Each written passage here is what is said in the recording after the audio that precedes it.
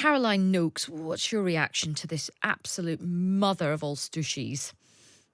Well, we're into day 5, aren't we? And it's absolutely inconceivable that we should be discussing Gary Lineker and not the policy. And that's my big concern, is that it's distracted from any sort of coherent discussion about how we can stop small boats, how we can have an effective and fair immigration system. And, for the record, I don't watch Match of the Day. I don't care who presents it, unless, of course, Southampton have won. So I haven't troubled it very much over the last season. I think had they played yesterday and held Man U to a 0-0 draw, then I might have had reason to watch it last night, but I didn't.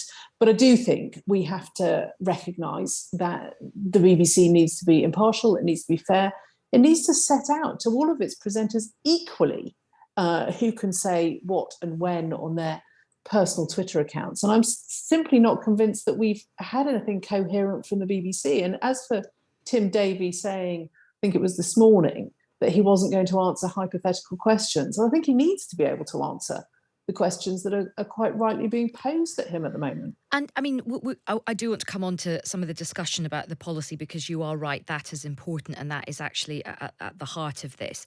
But should people be taken off air for criticising the ruling party?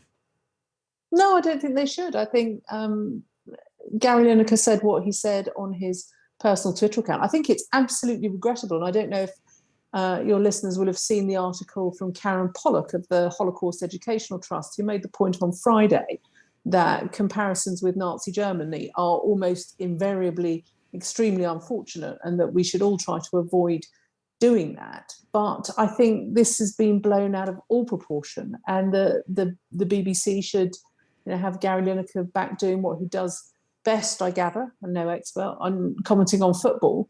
And try and move on from this. I mean, 5 days of discussion about whether Gary Lineker is being treated the same as Chris Packham and Alan Sugar. To be quite frank, I would much rather we were having proper scrutiny of the immigration policy than banging on about this. Well, we will come on to that, because that is an important point. Ruth Jones, your reaction to this story, and like I say, we will come on to the policy stuff, the next round of questions we do, because that is important.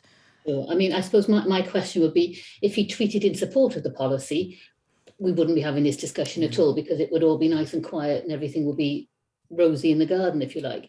I suppose my point would be he's a freelancer. He isn't employed directly by the BBC. He's a freelancer. And he's a sports commentator. He's not a political commentator or a news commentator. So, I mean, I think probably if you have a clear code of conduct and people know where they stand, then that's fine. But I mean, at the moment, it seems very muddy. And I would think the BBC needs to really look at its own policies and decide what is and what is not acceptable in terms of, being able to have a freedom of speech within your own personal. And I think the interesting thing about Garrett, certainly the comments that we got a lot of, we covered this yesterday. I mean, everyone's been talking about this. I mean, we had a lot of people very much supporting Gary Lineker, but there were even people who supported his sentiments, made the point that he's not any old freelancer. Like, I do a few bits and pieces for the BBC. I mean, I'm a freelancer here at Times Radio. I do a few bits and pieces for the BBC as well. But I, sadly, am not getting paid anywhere near the amount of money that Gary Lineker is getting paid. He is the most highly paid person at the BBC, whether he's a freelancer or he's a staffer. Do you think that puts a different complexion on it, Ruth? Because we did have a bit of that yesterday from some of our listeners.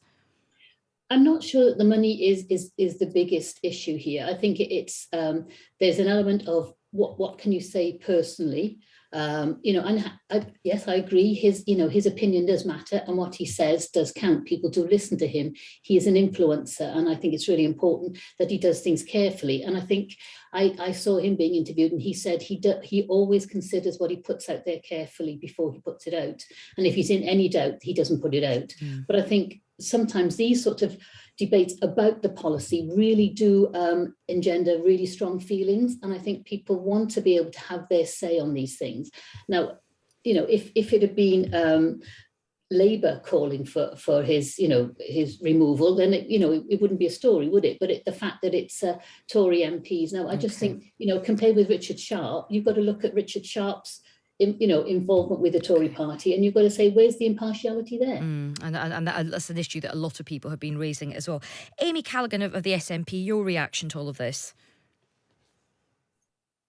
I think it's been a spectacular misjudgment from the BBC, and I echo what Ruth had said there, in that we definitely wouldn't have seen this outcry had Gary Lineker tweeted in support of this legislation. I think any perception of impartiality at the BBC has just went out the window. I mean, it does. It's interesting because it sort of started as a row about this policy, but it has actually morphed into a bigger question about impartiality. Kate Devlin. I mean, that's sort of where sort of the politics of it looks like it's going. I mean, it is also important to state on the record that when the Labour Party was in power, it did put in to big jobs in the BBC people who had links to the Labour Party, Gavin Davies, James Burnell, who'd been the culture secretary. Where do you think this goes now, Kate? I think you're right about it expanding. I think that there will be actually many people in this country now who actually don't know what it was Gary Lineker tweeted. And they don't know what policy it was that he tweeted, but they are, from what I could tell at lunch, overhearing people's conversations, very interested in this row, heavily invested in one side or the other. Everybody certainly has strong views on it, and it is spreading much more than I think the BBC wanted, and I think Number 10 wanted. I can't emphasize how unusual it is for a Prime Minister to put out a statement at 6 p.m. on a Saturday night. And for us to get that statement last night from Rishi Sunak, saying that effectively putting the ball, to have a pun, in the BBC's backyard. But Kate, I thought that was extraordinary, because they did wade into this on Wednesday, and I think they are starting to regret what they got into. Now, on Wednesday, just to remind you, I had to look up the exact words myself. They described what he said as disappointing, and they said that he was suggested that he was dismissing the legitimate concerns of licence fee payers. That's very strong from Number 10. That's very strong. And so I think they are trying to put the genie back in the bottle here. And that's the thing that's interesting about this, because as you say, the statement that came out last night, we read it out on our show when it first appeared, Rishi Sunak very much trying to distance himself, saying, look, this is not a matter for us, this is very much a matter for the BBC. Yet you had Robert Jenrick on the BBC's flagship Question Time programme on Thursday night, really putting the boot into Gary Lineker pretty forcefully.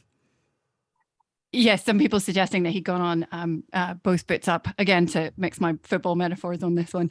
But yes, no, it was very strong. And I think what's happened in recent years is that a lot of politicians have suggested that footballers should stay out of politics. And from some of the texts I'm getting, some politicians are starting to say to me that politicians should stay out of football. Well, because it never works well and they always end up losing. Well, I mean, it is an almighty row. We've had loads of messages coming in. Let me just read you a few that have come in. Someone's messaged in saying, Gary Lineker has been told time and time again about posting.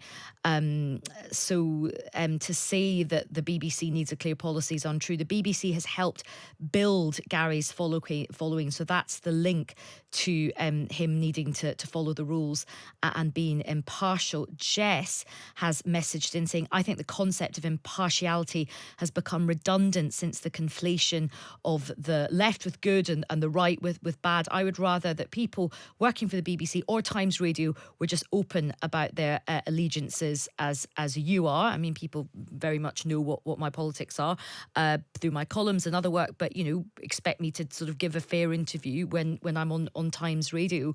And Pam has messaged in saying, Aisha, isn't so much political or even party political views, it's about morals and humanity. I don't know how somebody who speaks of humanity is shut down in the name of impartiality.